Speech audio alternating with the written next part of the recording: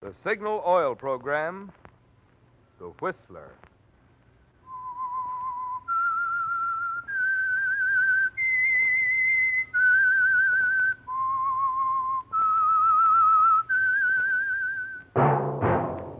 That whistle is your signal for the Signal Oil Program, The Whistler.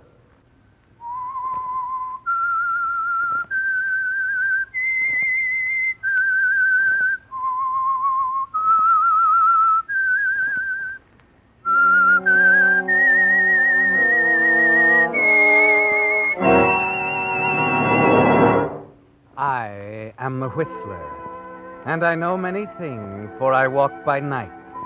I know many strange tales hidden in the hearts of men and women who have stepped into the shadows.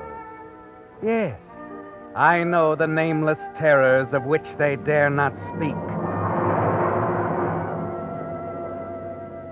Yes, friends, it's time for the Signal Oil Program, The Whistler. Rated by independent research, the most popular West Coast program in radio history.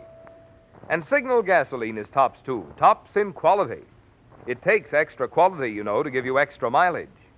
And Signal is the famous Go Farther gasoline. So look for the Signal circle sign in yellow and black that identifies friendly dealer-owned Signal service stations from Canada to Mexico. And now, the Whistler's strange story. The Girl Next Door.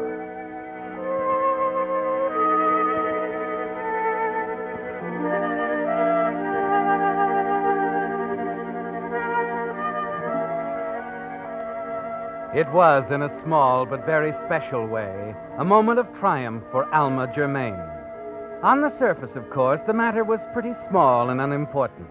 Nothing to compare with 10 years ago, when she was a national celebrity, when her every move was recorded faithfully the next morning in syndicated columns, to be read and appreciated by 30 million movie fans.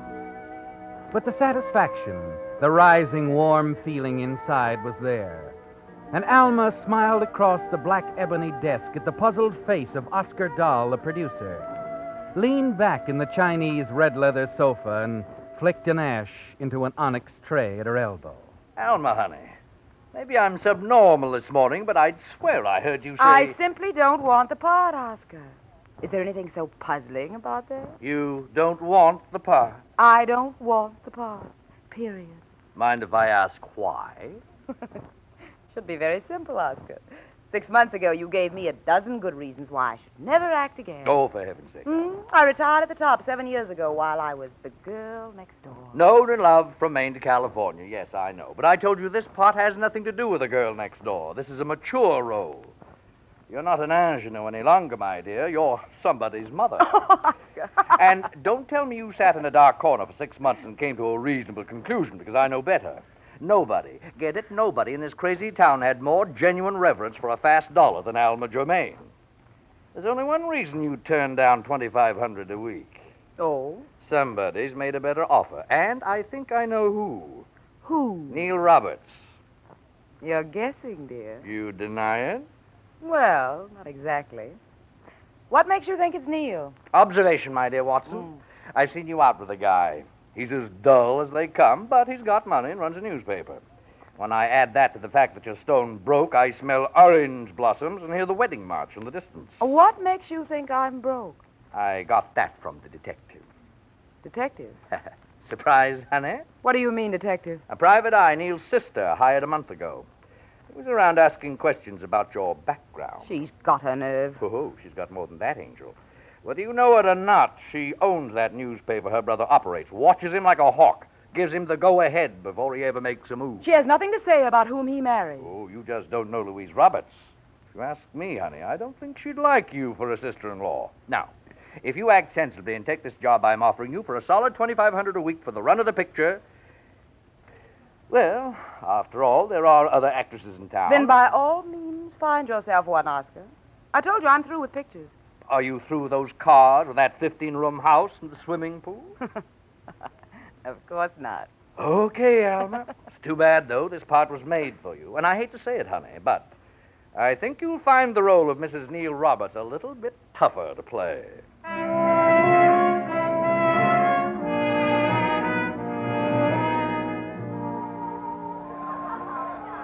Alma, do you mean it? Of course I do, Neil.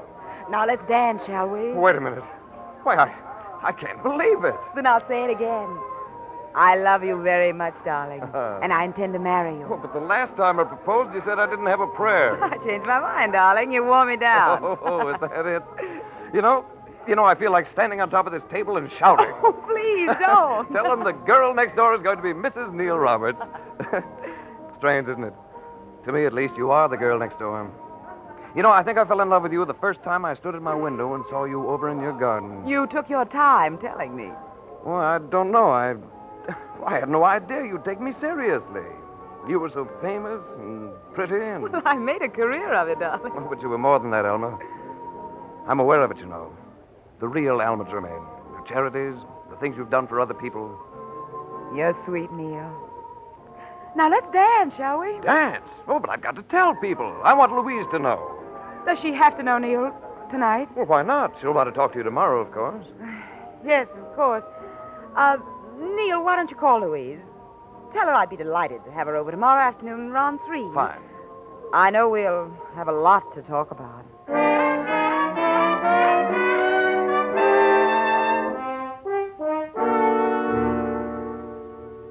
Nice to see you, Louise. Do sit down. I'll ring for tea. Or would you prefer something else? Nothing, thank you. And I'd rather stand, Alma. Neil tells me you're engaged. Yes, last night. Rather sudden, isn't it? Oh, do you think so? He's been proposing for over a year. And you turned him down until you found yourself up against it financially, right? I suppose your detective told you that. In a few years, I'm turning full control of the paper over to Neil. That's quite a responsibility. And he'll need a wife who can help him shoulder it. Frankly, Alma, you're not exactly what I had in mind. Oh? What did you have in mind? Certainly not a woman 6 years older than he is, who's marrying him for his money. You've never liked me, have you, Louise? My personal dislikes don't enter into it. I love my brother, Alma. Well, he loves me. He's in love with a shadow, with that wholesome, charitable little character you used to play on the screen. The girl next door. And you resent that? I resent hypocrisy. Charities, indeed. Money donated in your name by your gentleman friends. Listen to me, Louise. You might just as well understand this right now. I will not give Neil up under any circumstances. I may have something to say about that. I'll find a way to prevent this incredible marriage if it's the last thing I do.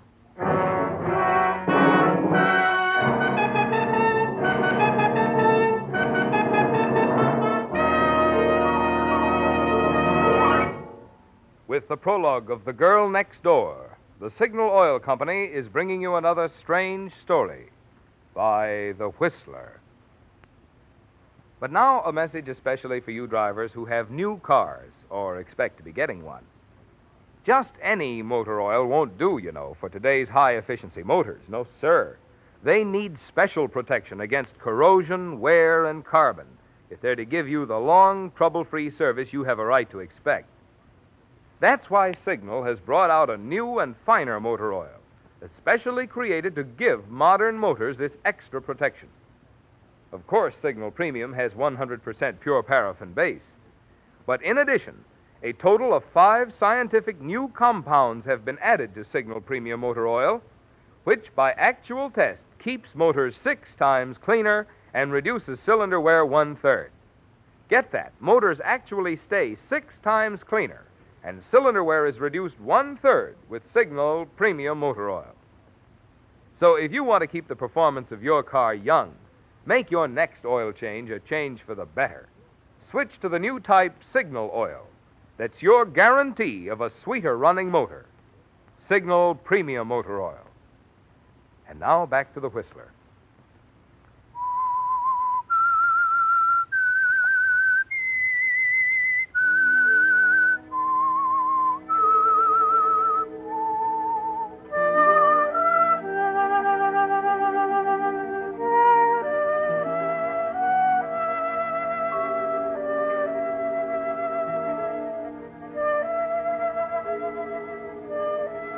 Well, the lines are drawn, aren't they, Alma? Louise Roberts knows you're marrying Neil for his money, and she's going to move heaven and earth to prevent it.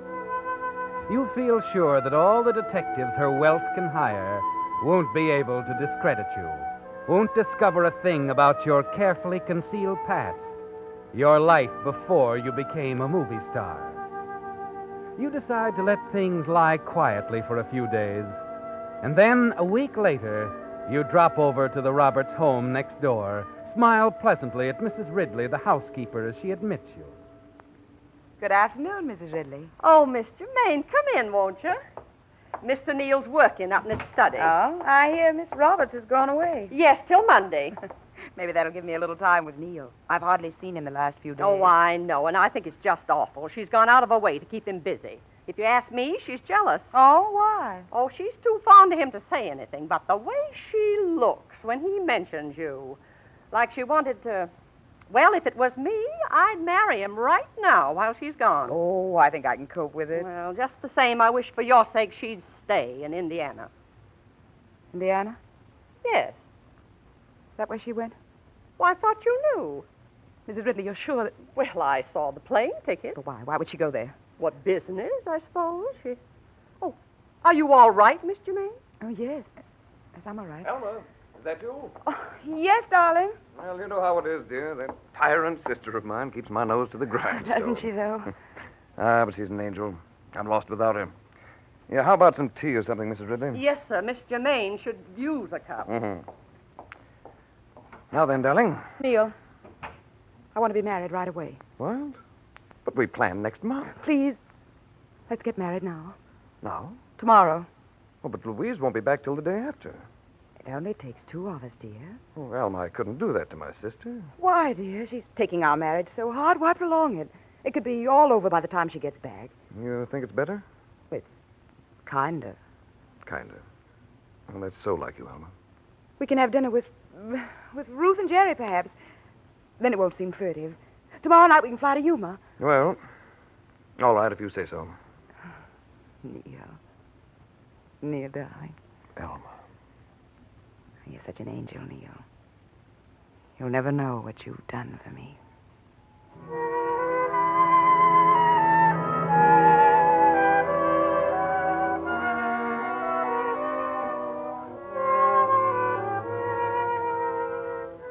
No, Alma. Neil doesn't know what he's done for you. Doesn't realize that there might be some hidden meaning in Louise's sudden trip to Indiana. But you know the meaning of that trip, don't you, Alma?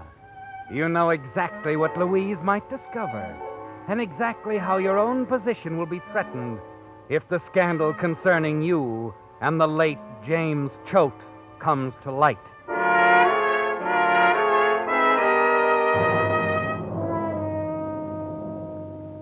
And that's why you've made up your mind, Alma, about your marriage to Neil. Louise loves her brother.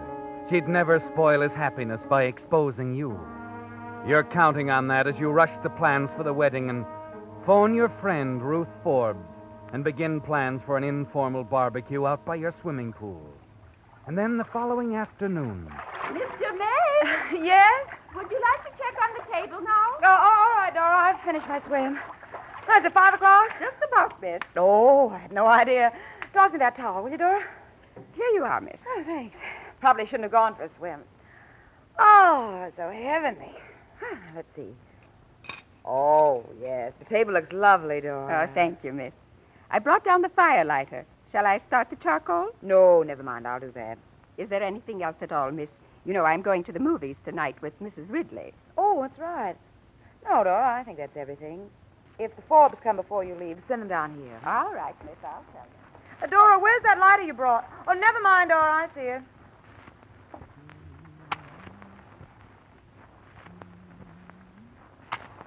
Oh, say, Dora. She's gone, Alma. What?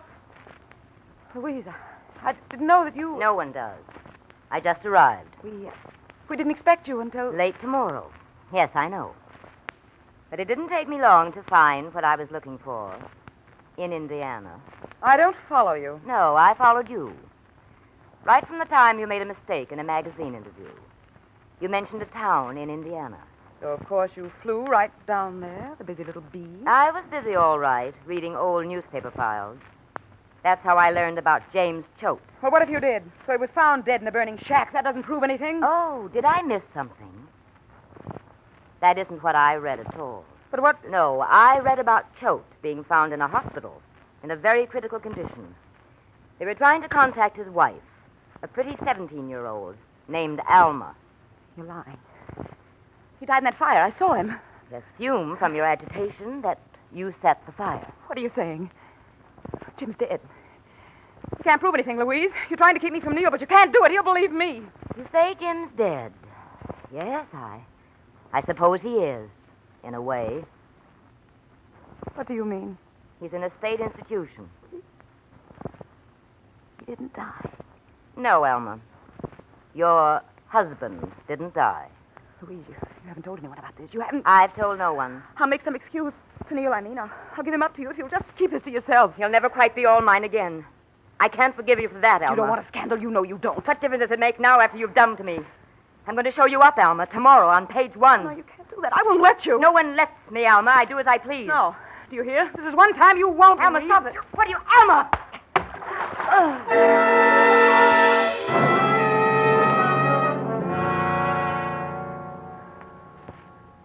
You stand there, Alma, watching at the edge of the pool. The club-ended firelighter clutched in your hand as Louise, stunned by the blow, struggles feebly in the deep water. Alma, help me. You're letting me drown. I hope you do. I want you to drown, Louise. I want you to. And you don't lift a hand, do you, Alma? As Louise continues her frantic, bewildered efforts for a moment, and then sinks below the surface and floats there, a quiet, dark shadow in the pretty blue oval of your pool.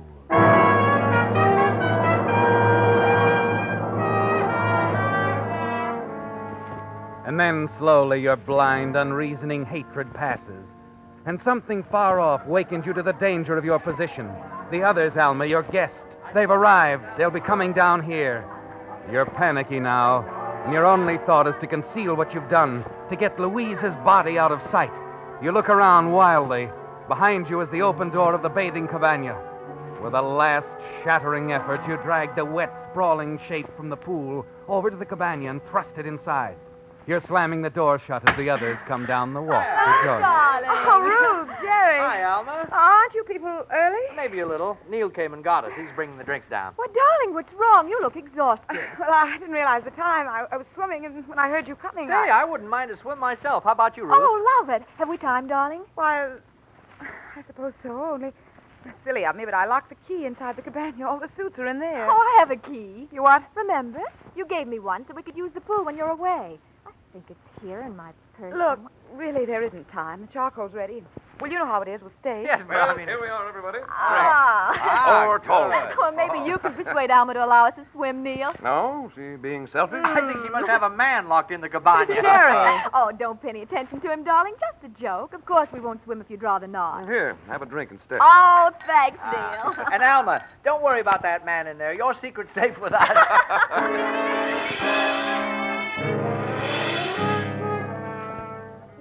Well, Alma, for the first time in your life, you have to do some real acting. To be the easy, gracious hostess, and to avoid that questioning look in Neil's eyes. You can't announce the wedding plans now, can you? Secretly, you curse that first wave of panic that blinded you to the easy way out, to the simple fact that it could have looked like an unfortunate accident. But now you can't use that explanation, can you? They'll know the time of death, Alma. The police can determine that. So your removal of the body will point to one thing only, the guilty knowledge of murder. Your desperate purpose now is to get your guests away from here, make some excuse to send them home, so you can think. Finally, you manage it. And as they're leaving, it's Ruth who unknowingly suggests a way out for Thanks, you. we're out of this Wonderful. world. Well, so long, Alma. Good night, Jerry. Oh, it's been delightful, darling. Even if we are kicked out at 8:30. But I thought you were going to tell them our big news. I'm sorry, Neil. I've an awful headache. Oh, you've certainly been edgy. And what about the big news? News? Yes, what's Neil talking about? what is it? Some other time, Ruth. Oh, you've been completely frustrating this evening, darling. Next time I want to swim, I'll use Neil's pool. Neil's pool. Yes, Neil's pool. That's a good idea. Oh, she's just being cruel, honey. Hey, Neil, you driving us? I'll be right with you. Au revoir, All right. darling. Bye. See you. Dearest, what is it? Why didn't you tell them about us? Neil, I was wrong. We can't get married without telling Louise. But you said... Yes, I know, but we really should wait. I've thought about it, dear. Now run along. I'll see you tomorrow. Well, if you think it's best. I know it is. I want to do the right thing. Of course you do, Elma. That's why I love you.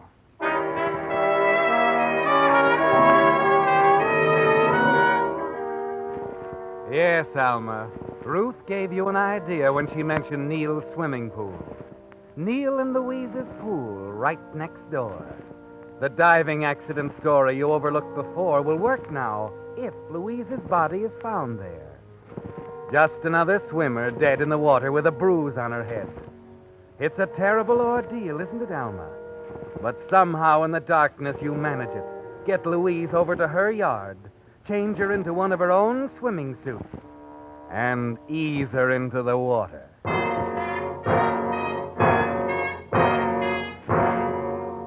A short time later, you answer the insistent ringing of your front doorbell. Why, Mrs. Ridley. Oh, Miss Germain, please come quickly. Something terrible's happened. The police are at our place. The police? Yes, it's Miss Roberts. She's dead.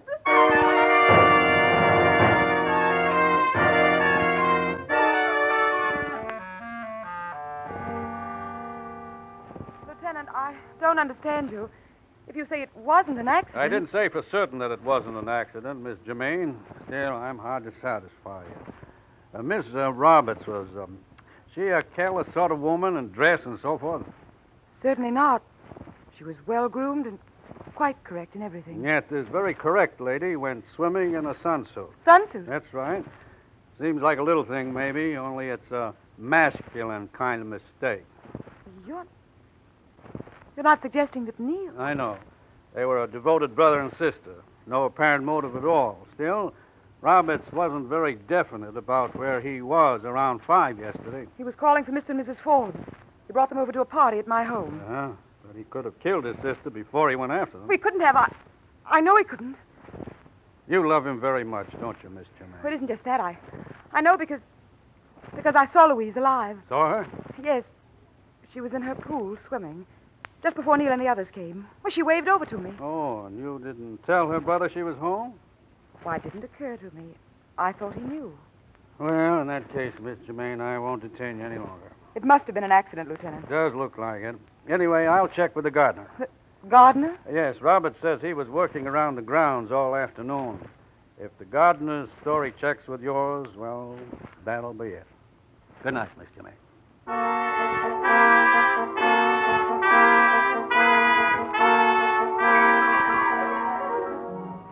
It was a bad mistake, wasn't it, Alma? In your murderous haste, you dressed Louise in a sunsuit instead of the bathing suit she'd naturally wear. But it will all be all right, Alma. Everything.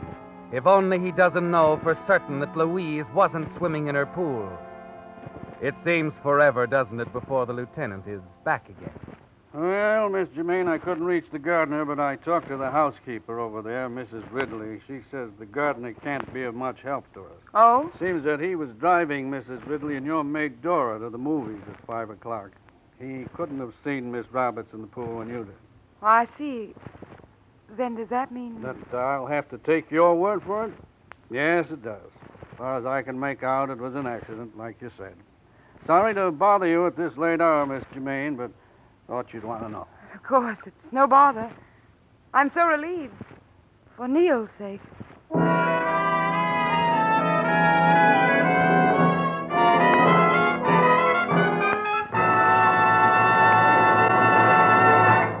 The Whistler will return in just a moment with the strange ending to tonight's story. Meantime, a word to you folks who have not yet taken your vacation about an item that will have a lot to do with your driving pleasure. Gasoline. No matter where you travel throughout the Pacific Coast states, from Canada to Mexico, you'll find Signal, the famous Go Farther gasoline. Almost 2,000 friendly dealer-owned signal stations stand ready to serve you and to honor your Signal credit card. And remember, when you power your car with Signal, the famous Go Farther gasoline, you not only enjoy Signal's good mileage, but also the thing which makes that mileage possible, extra engine efficiency, which naturally means more thrilling performance for your car. So, on your vacation trip and always, to be sure of the tops in gasoline quality, just remember these 2 points. 1, in gasoline, it takes extra quality to go farther. And 2, Signal is the famous Go Farther gasoline. And now back to the Whistler.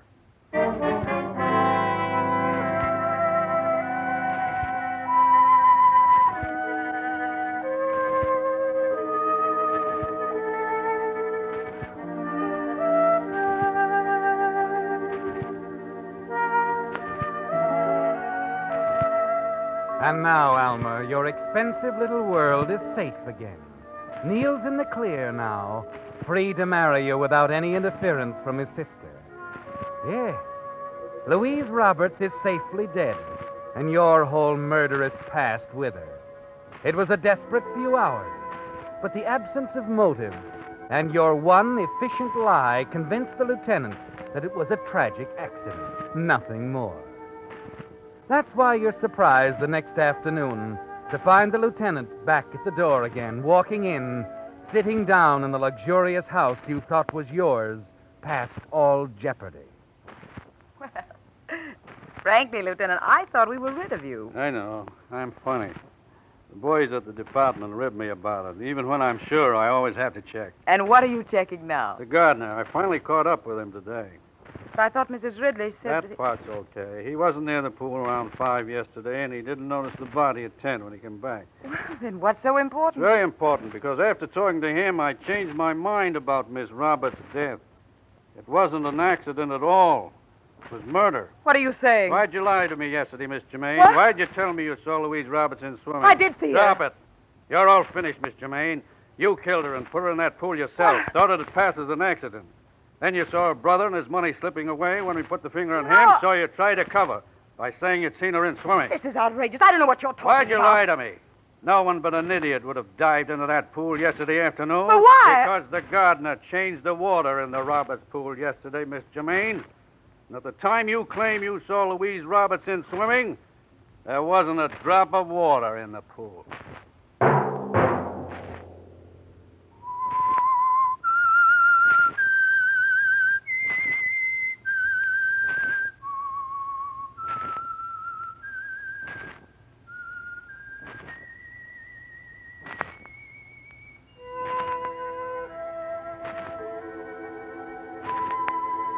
Let that whistle be your signal for the Signal Oil program, The Whistler, each Wednesday at this same time.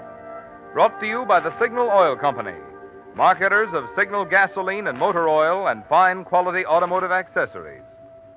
Signal has asked me to remind you, to get the most driving pleasure, drive at sensible speeds, be courteous, and obey traffic regulations. It may save a life, possibly your own.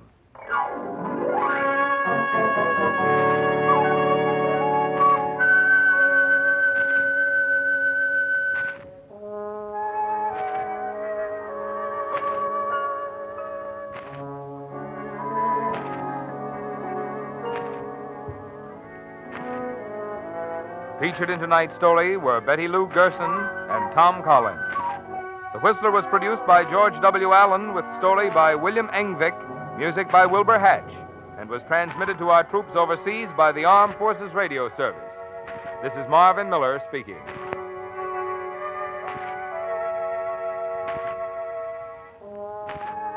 This is CBS, the Columbia Broadcasting System.